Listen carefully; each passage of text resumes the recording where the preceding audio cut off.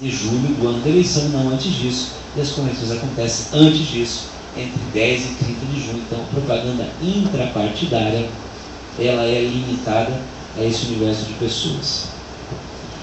E agora, adentrando em si no tema da exposição, que é a propaganda eleitoral. A propaganda eleitoral é a exposição que o candidato pode fazer após o seu registro.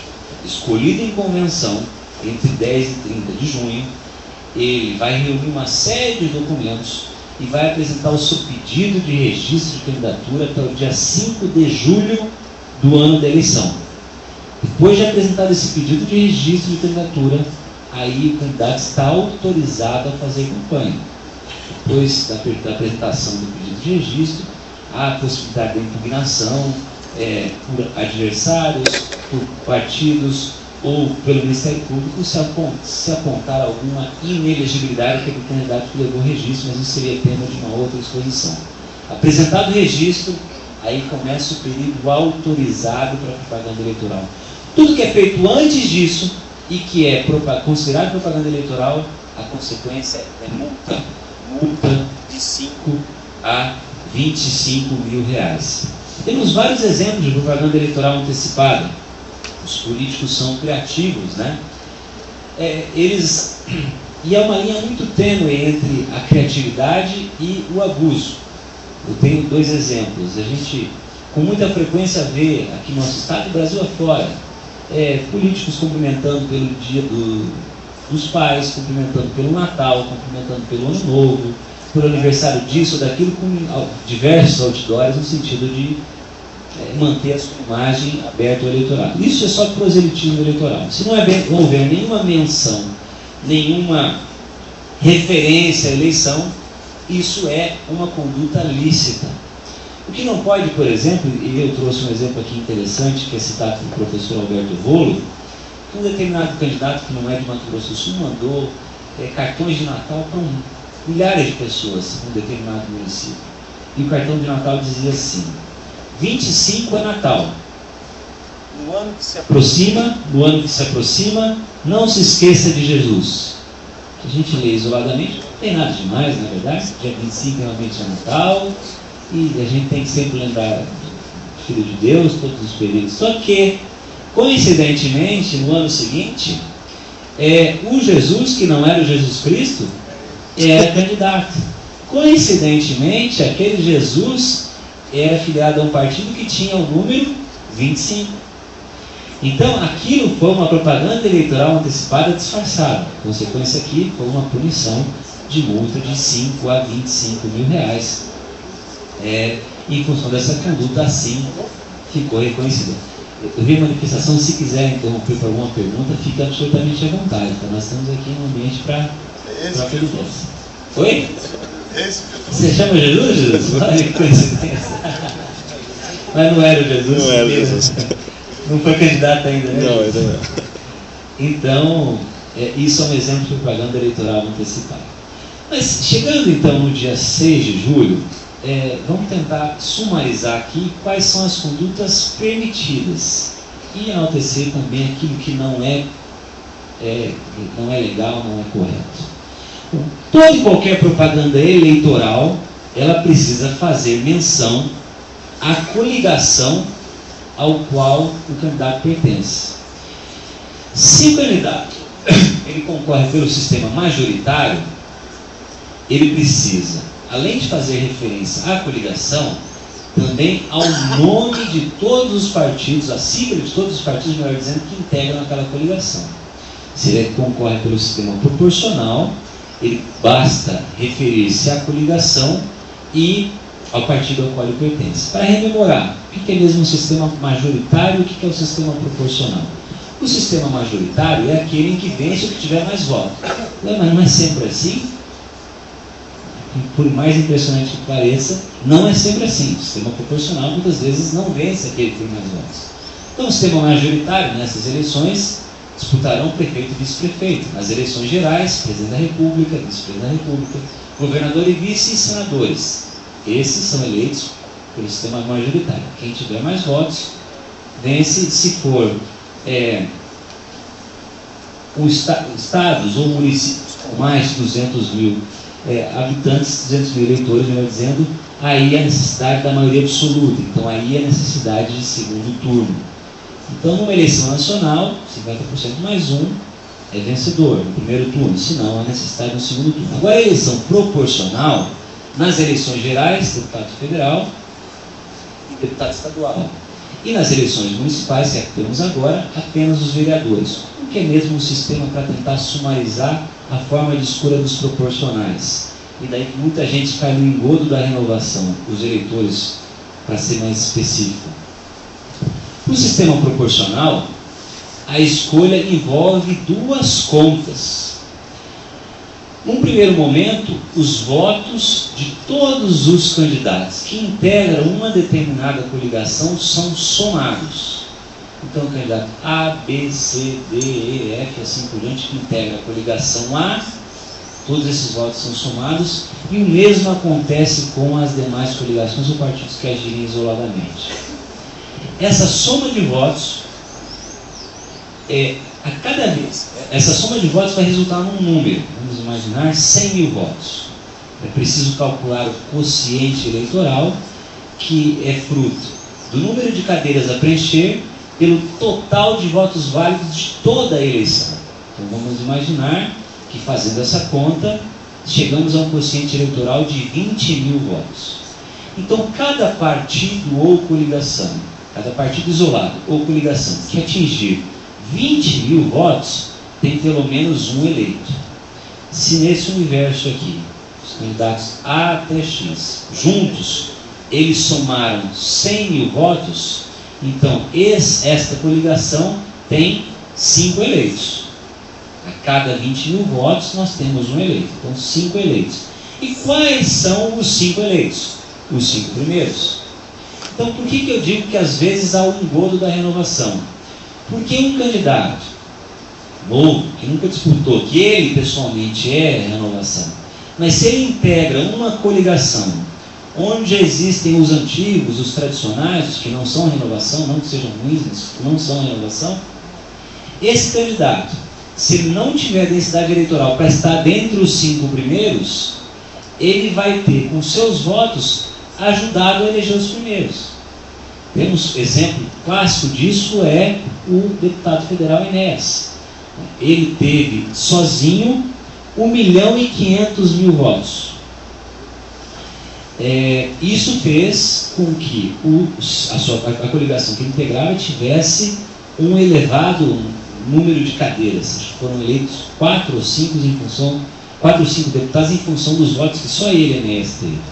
Lá no final de tudo, um deputado federal que foi eleito, que nem era do estado de São Paulo, teve só 300 votos e acabou sendo chamado, acabou sendo eleito, porque pegou carona na votação do mais votado do Enéas. Então, o sistema proporcional, ele gera 2 efeitos. Bom, um, de candidatos que têm poucos votos ajudam a eleger antigos, ou um outro efeito, como exemplo, Tiririca.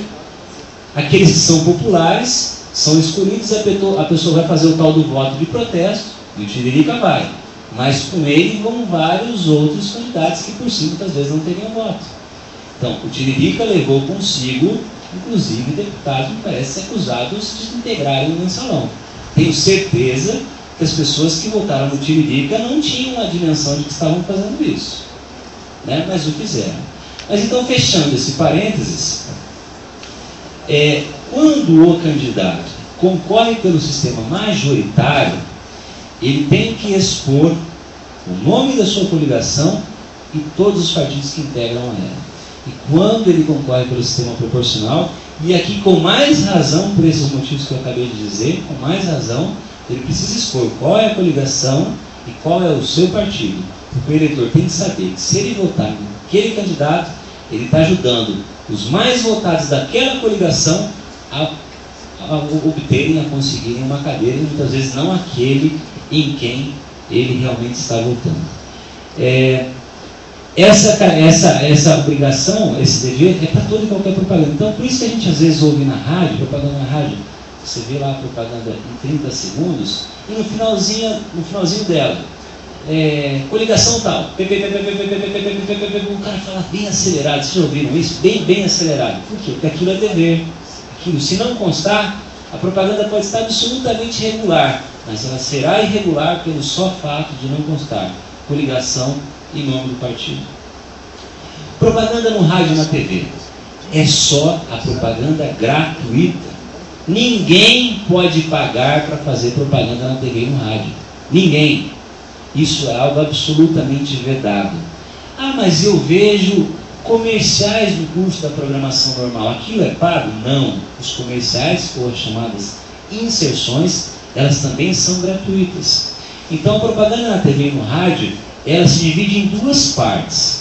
A primeira parte, no horário eleitoral gratuito, que é aquele período fixo ali das 19h30 até as 8h20, e durante a programação normal.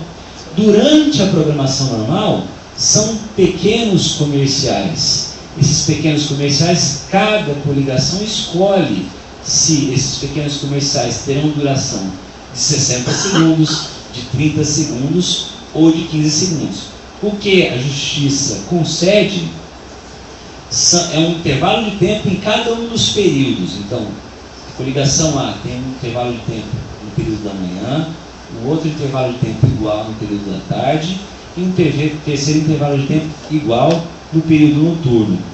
Como acontecerá a divisão desse intervalo de tempo, se em uma propaganda maior ou em várias propagandas pequenas, cada partido ou coligação é que vai resolver.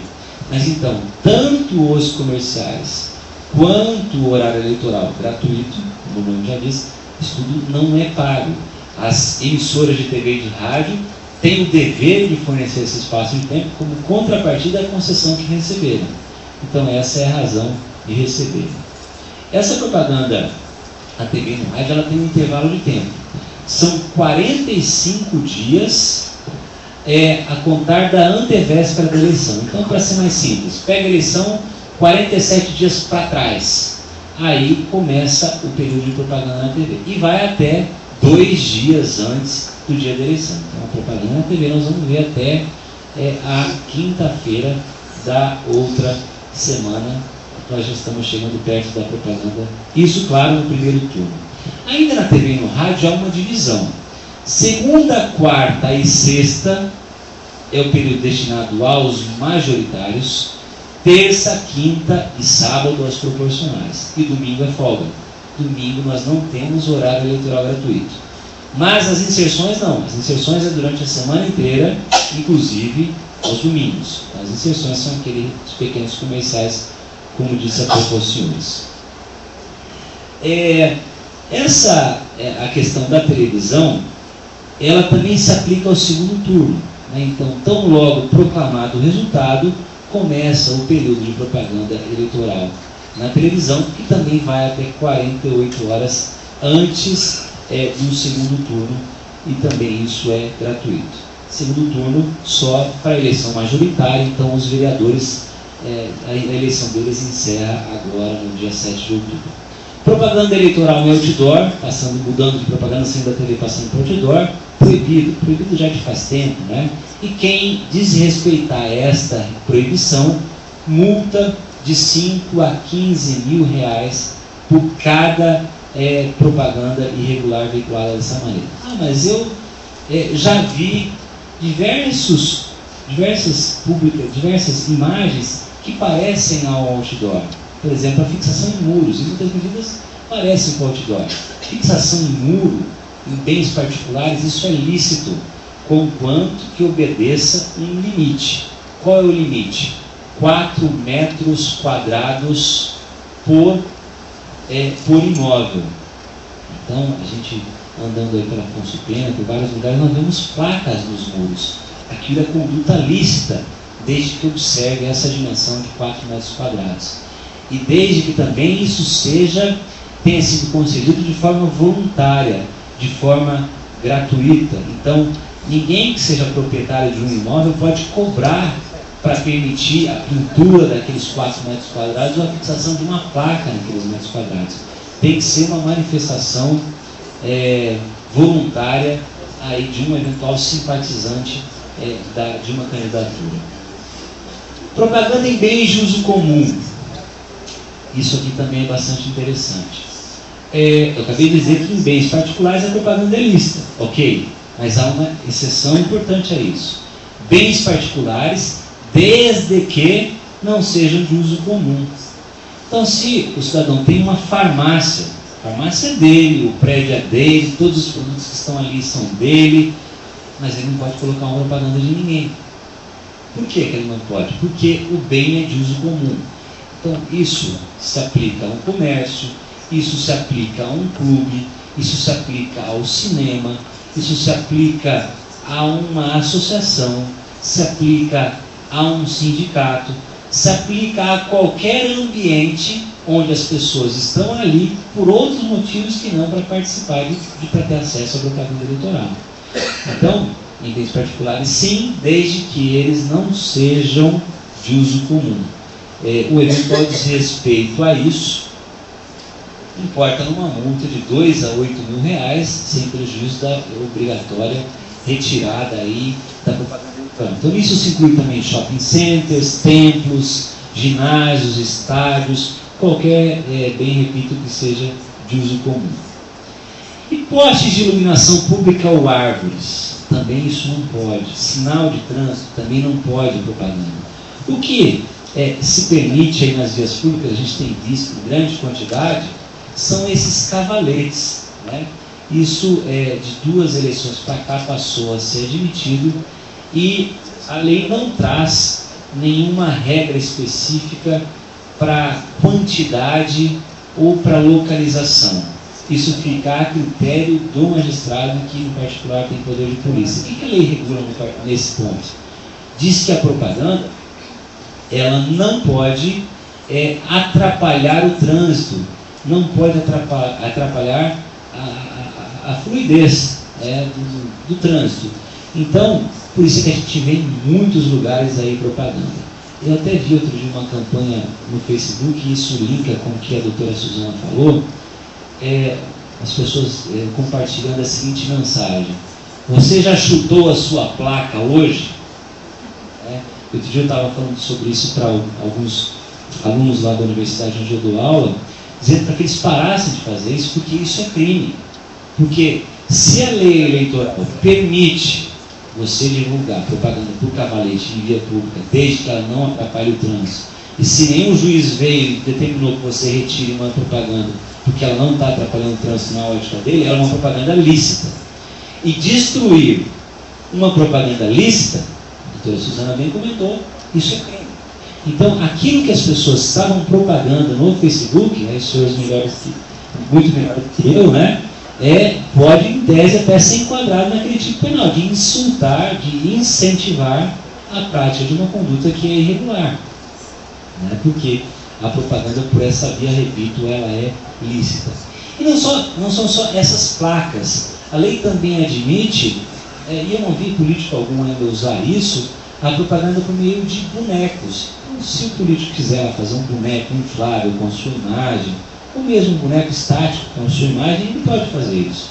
Não há limite para nem quantidade. Então, se o sujeito quiser colocar do começo ao final da Afonso Pena a sua imagem, ele pode fazê-lo, desde que, repito, não atrapalhe o trânsito de veículos ou de pessoas. Quanto aos folhetos, volantes e impressos, pode, desde que haja identificação. Nenhum tipo de manifestação pode ser apócrifo, isso é a Constituição, né? Então, uma manifestação, pelo só fato dela não ser assinada, ela já é ilícita, ela já pode ser retirada de divulgação, porque toda e qualquer manifestação deve ser identificada.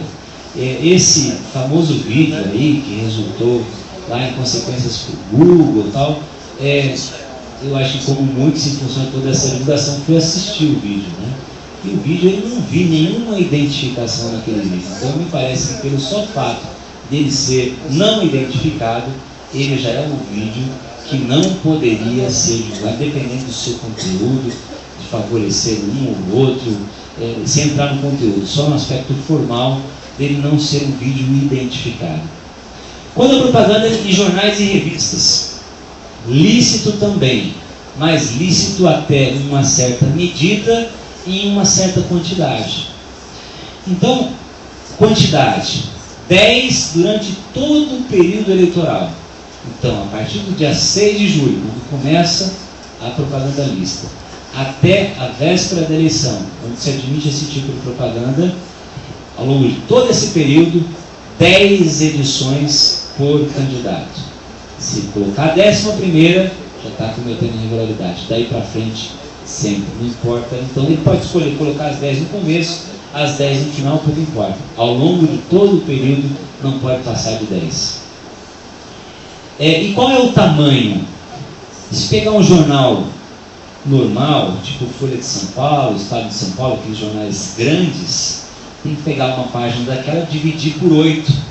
Então, 1/8 de página é propaganda lista.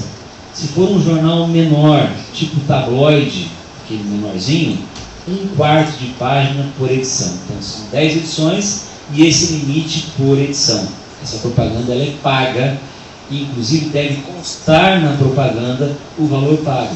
Se eles vão amanhã ao ler no jornal, certamente encontrarão uma propaganda dessa. Pode olhar aqui no canto, vai ter ali o custo da propaganda. Isso é uma exigência para que haja um controle lá na prestação de contas, que o valor dessa propaganda tem que integrar a prestação de contas do candidato, porque é uma despesa eleitoral.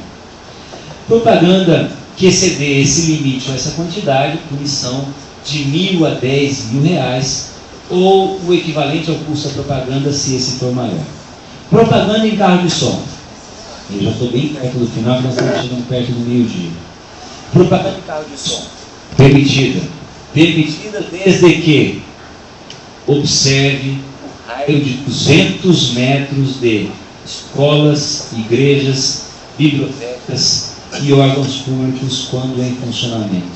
Então o sujeito pode circular a cidade inteira com as combis de som, mas chegou num raio de 200 metros de qualquer desses lugares, o som tem que ser diminuído, tem que ser desligado, para ser mais específico, desligado.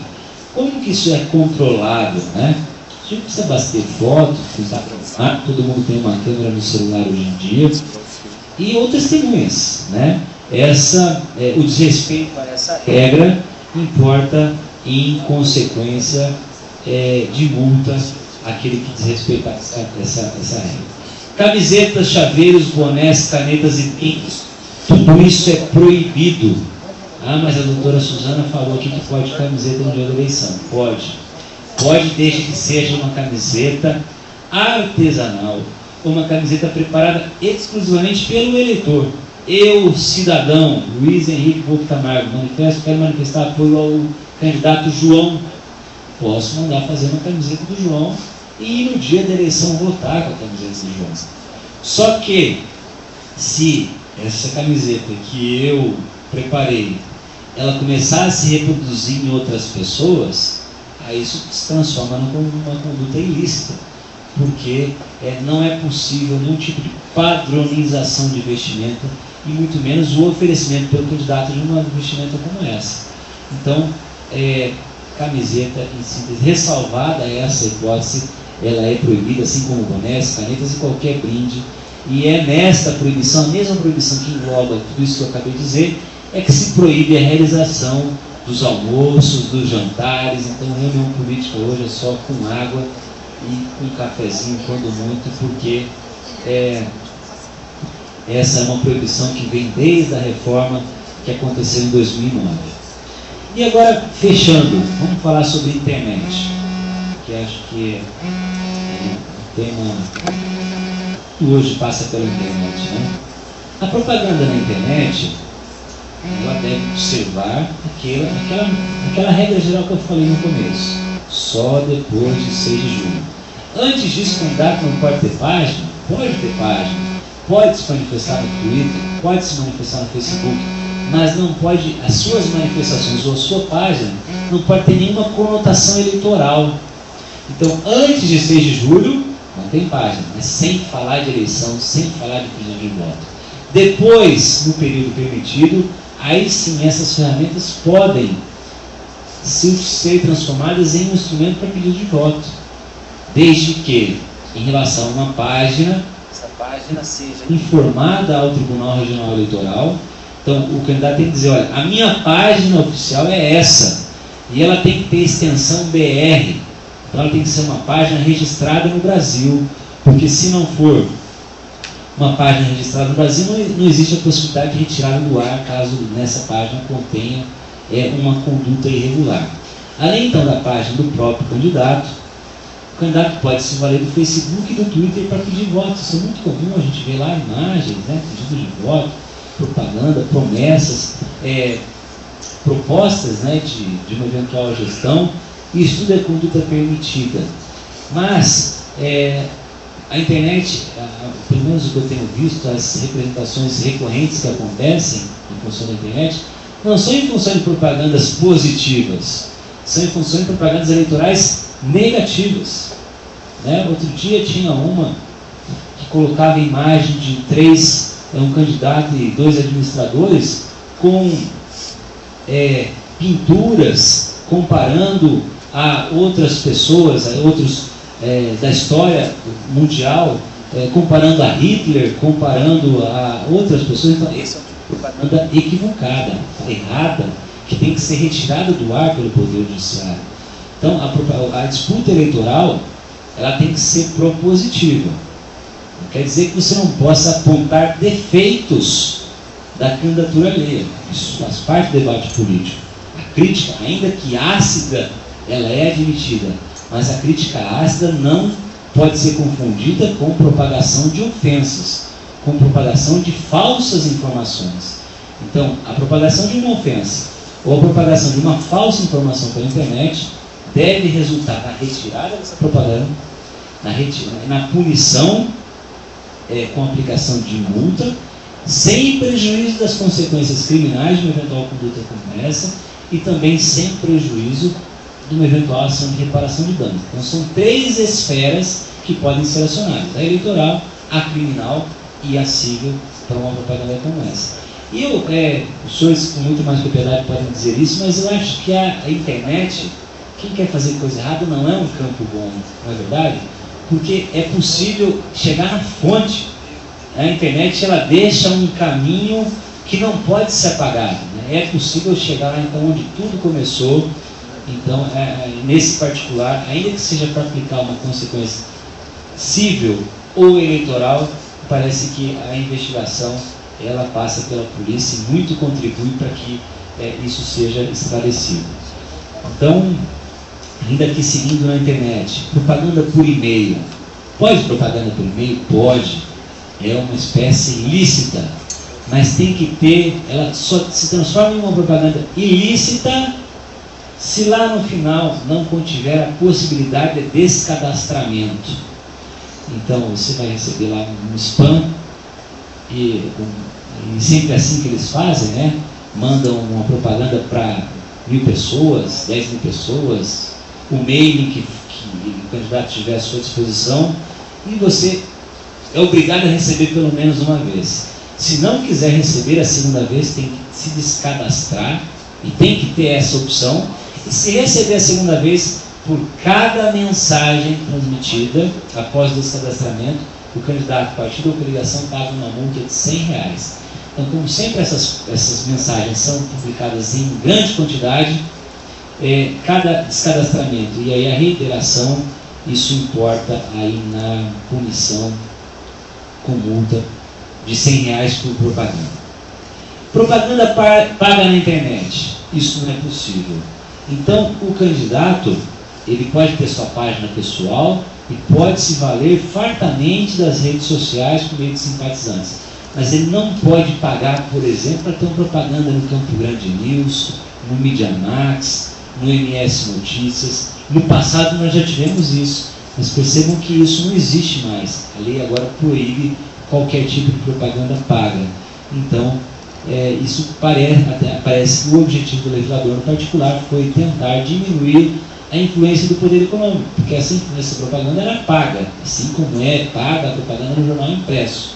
Na internet era paga. Então, se eliminou essa propaganda paga, mas se admitiu a livre manifestação dos eleitores. Então, por isso, a rede social hoje é bastante utilizada. Assim como os candidatos não podem fazer propaganda paga, com muito mais força os provedores de internet. Isso até tinha mais relevância no passado.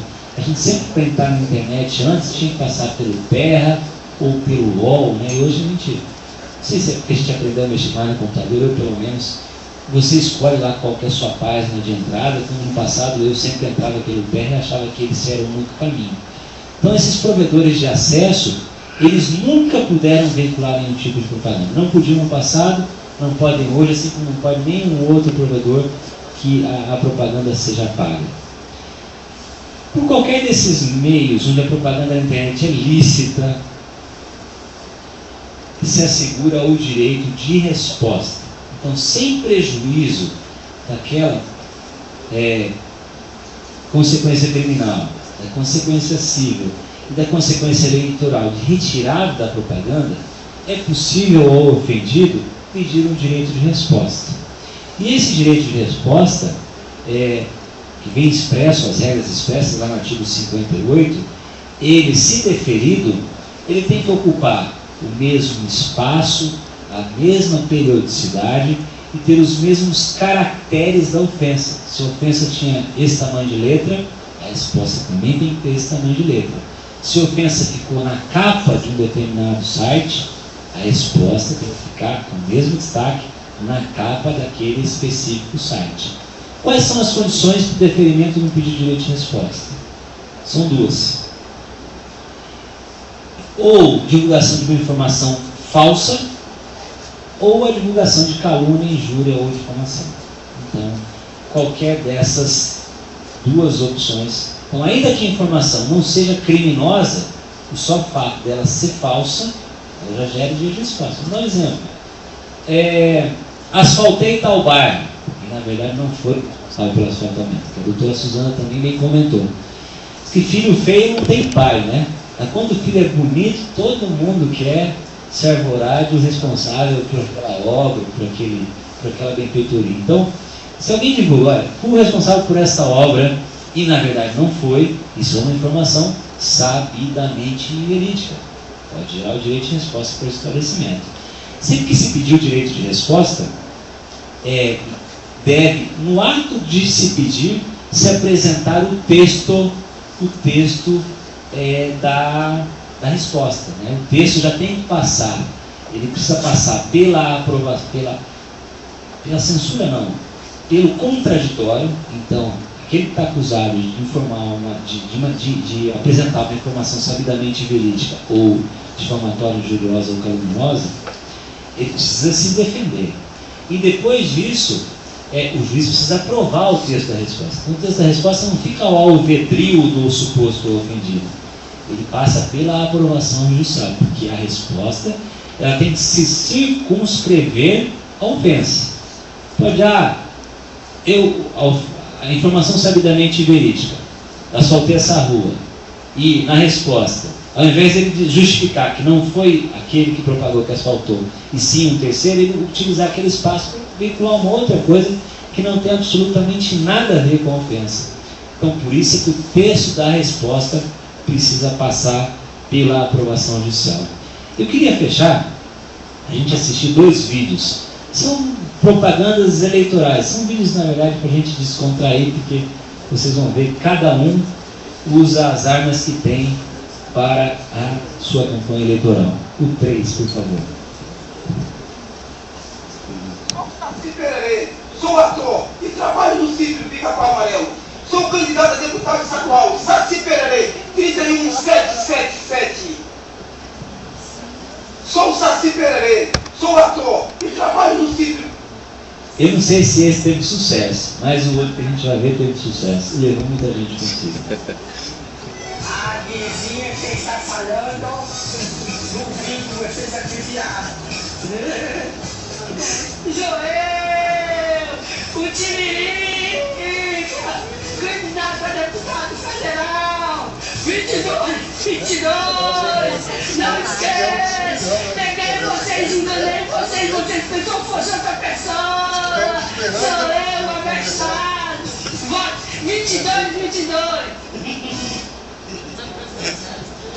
Cada um luta com as armas que tem. Na verdade, esse aí lutou com as armas que tinha e para ele deu certo. Mas eu quero finalizar agradecendo demais a atenção de todos vocês, dizer da honra de estar aqui, do respeito que eu tenho pelo trabalho de vocês, pela admiração que eu tenho pelo trabalho de vocês. Mais uma vez agradecer à doutora Lúcia e ao meu amigo André Matsushita, que quando ele me telefonou, ele gosta tanto de fazer piada, né, que eu já achei que era mais alguma da que ele estava aprontando. Mas na verdade não era uma ação. Muito obrigado pela atenção e que me receberam. Bom dia a todos.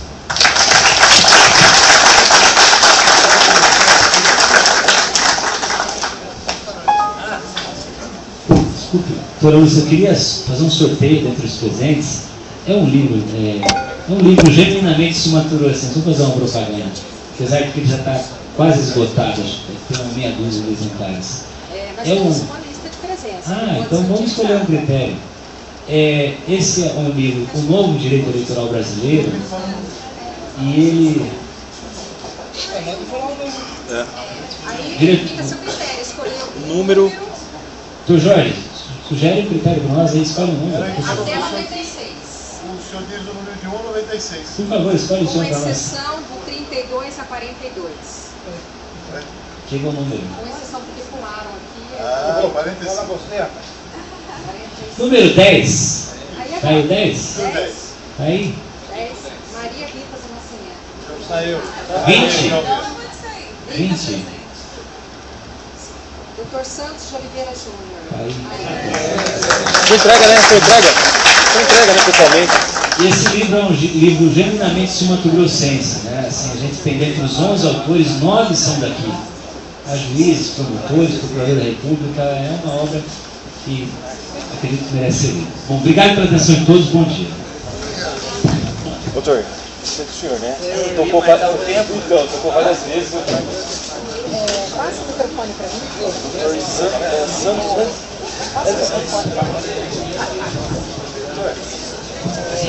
Antes que saia, eu só quero agradecer a presença do Dr. Luiz Henrique, que de pronto atendeu ao chamamento, ao convite do Dr. André Matsushita e em seguida ao nosso da Cadepol. Diante dessa brilhante fala, agradecemos ao senhor que certamente contribuiu a nós, delegados de polícia, e também como cidadãos e formadores de opinião. Agradeço ao senhor, muito obrigada pela atenção. E a todos os presentes, muito obrigada. Encerramos os trabalhos de hoje.